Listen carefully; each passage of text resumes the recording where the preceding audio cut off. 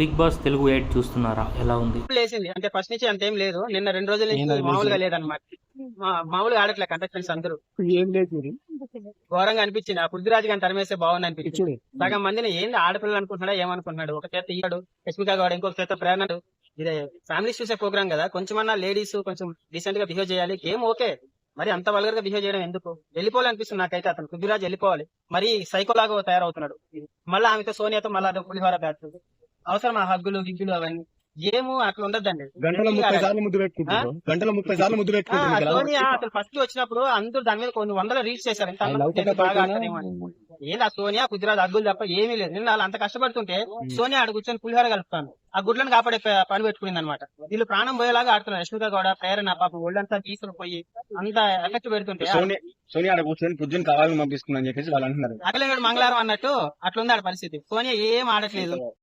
అంత ఉండకూడదండి. Vishnupriya cunning mentality అందరూ విష్ణుప్రియ గ్రేట్ టాప్ 1. ఆమె కింద కామెంట్స్ కూడా ఆమె దేవత అన్నారు. బయటపడ్డారు కదా. ప్రేరణ విషయంలో ఉమ్మిందండి. ప్రేరణ అందరూ తప్పు పడుతున్నారు. సెన్స్లెస్ ఏదో క్యారెక్టర్ లెస్ అని దానికి ఫీల్ అవుతున్నారు. ఆమె ఉమ్మింది తెలుసా మొహం మీద. అందుకు విష్ణుప్రియ నిన్నైతే తన గేమ్ కరెక్ట్ కాదని చెప్పి నిన్న ప్రూవ్ అయింది. ఓకే, తన బయట మంచిది అవచ్చు, బట్ గేమ్ పరంగా ఎవరు నెంబర్ 1 ఎవరు నెంబర్ 2 అంటే కూడా ఫస్ట్ ట్రోల్ చేశారు. తను ఏం ఆడట్లేదు, యశ్మిక గౌడ బయటికి పంపించండి, రతికా శోభశెట్టి అన్నారు. బట్ యశ్మిక గౌడ ఇచ్చినంత ఎఫెక్ట్ ఏ బిగ్ బాస్ ఏ అమ్మాయి ఇవ్వలేదు. అమ్మాయి లాగా ఆడ పులిలాగా ఆడుతుంది యశ్మిక గౌడ. కంపల్సరీ టాప్ 5 లో ఉంటాడు. అలాగే ప్రేరణ గారు కూడా కంపల్సరీ టాప్ 5 కంటెస్టెంట్. ఒక ఆడపిల్లలు అంతా అంటుంది యశ్మిక గౌడ, నేను ఆడపులి, నేను ఆడదాన్ని, నేనే ఆడతాను, నీకేంద్ర దమ్ముంటే రండ్రాబాయ్ అనేసి ఎంత ఒక ఆడపులిలాగా ఆడుతుంది. బిగ్ బాస్ ఏదైతే కావాలనుకుంటున్నారో అలాంటి కంటెస్టెంట్స్ ప్రేరణ, యశ్మిక గౌడ.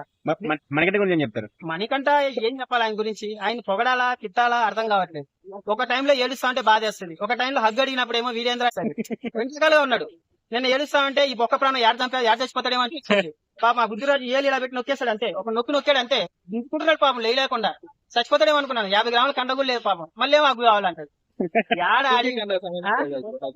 అడవిలో నుంచి వచ్చాడో కరువు ప్రాంతాల నుంచి వచ్చాడో తెలియదు కానీ ఏ టాస్క్ ఆడినా ఆయన కోప్పడినా హగ్గు కావాలి, ఏడ్చినా హగ్గు కావాలి, నవ్వినా హగ్గు కావాలి. Different contestant. ఇన్ని సీజన్ లోనూ ఇలాంటి కంటెస్టెంట్ మనం చూడలేదు. అంటే ఆయన తిట్టట్లేదు కానీ ఎందుకు ఆ సెంటిమెంట్ కూడా మరీ ఎక్కువ వర్కౌట్ అవ్వదు. ఒకసారి ఏమో విగి తీసినప్పుడు వర్కౌట్ అయింది. ఇప్పుడు మళ్ళీ ఫస్ట్ విగి తీసినప్పుడు ఏమన్నాడు, నేను 4 వారాలు ఉంటే నా వైఫ్ నన్ను తీసుకొస్తుంది అన్నాడు. నిన్నేమన్నాడు, తప్పు కొడితేనే మా వైఫ్ రాణిస్తుంది అంటున్నాడు. 2 రకాలుగా ఉన్నాడు మణికంఠ. టాప్ 5 లో ఉంటాడు అటని చెప్పేసి మరి వీళ్ళంతా గలీజ్ అయితే ఆడట్లేదు మణికంఠ. చీఫ్ అభి గురించి ఏం చెప్తారు? అబ్బాయి సేఫ్ జోన్ లో ఉన్నాడండి. అంటే ఏదైనా ఫిజికల్ టాస్క్ వచ్చినప్పుడు నిన్న కూడా సరే ఆడ కూర్చొని గుడ్లు కాపాడుతున్నాడు. అది ఎవడన్నా మగాడు చేసే పని తీసుకెళ్ళిపో అంటున్నాడు. ఒక మగాడు చేసే పని. ఆడపిల్లలు ఆడ రక్తం వచ్చేలాగా ఆడతామంటే నువ్వు వెళ్ళి ఆడకుండా ఆడ కూర్చొని గుడ్లను కాపాడుకుంటాడు.